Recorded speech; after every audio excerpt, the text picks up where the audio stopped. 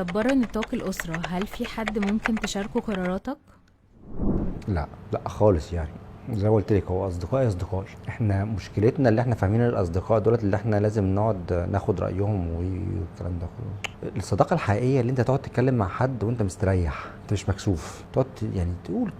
هو مجرد يعني انا شايف ان الصديق ده هو واحد جاي بيحكي لي وانا مش بقاطعه، بسيبه يحكي يطلع كل اللي جواه ماشي، وانا بحكي وبطلع كل اللي جواه واحنا قاعدين مستريحين.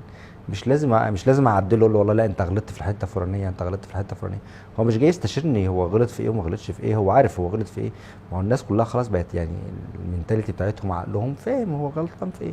هو مش عايز حد يلومه يعني، هو عايز حد بس يطلع له بس اللي جواه يعني. فالناس بطلت تتكلم مع بعض ودي مشكله. فسيبه يتكلم وانت اتكلم. اما الاستشاره مثلا لا اعمل كذا او ما اعملش كذا او الكلام ده كله لا.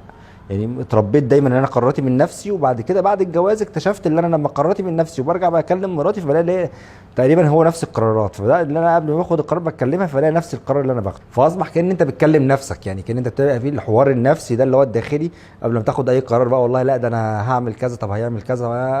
فبتفاجئ تلاقي انت لما بتكلم مراتك بقى خلاص انت هو ده نفس الصوت بتاعك. اما المشاركه بقى بمعنى كلمه مشاركه كده قرارات مع حد تاني لا. حتى بما فيهم الله يرحمه والدي او والدتي، يعني هم عارفين من زمان ان انا قراراتي كلها او انا اتربيت ان هي قراراتي بتاعتي وبتحمل مسؤوليتها. في فرق بين انك تبقى قراراتك بتاعتك وما بتتحملش مسؤوليتها، وبين قراراتك بتاعتك وبتتحمل مسؤوليتها. فعايز تاخد البنفيت خد السايد افكت بتاع البساطه. عايز تبقى قراراتك بتاعتك اهلا وسهلا، بس تتحمل المسؤوليه بتاعتها. غير كده بقى اللي انت تاخد قراراتك وبعد كده لما تغلط الناس تسد وراك وتعمل وراك مش صح يعني.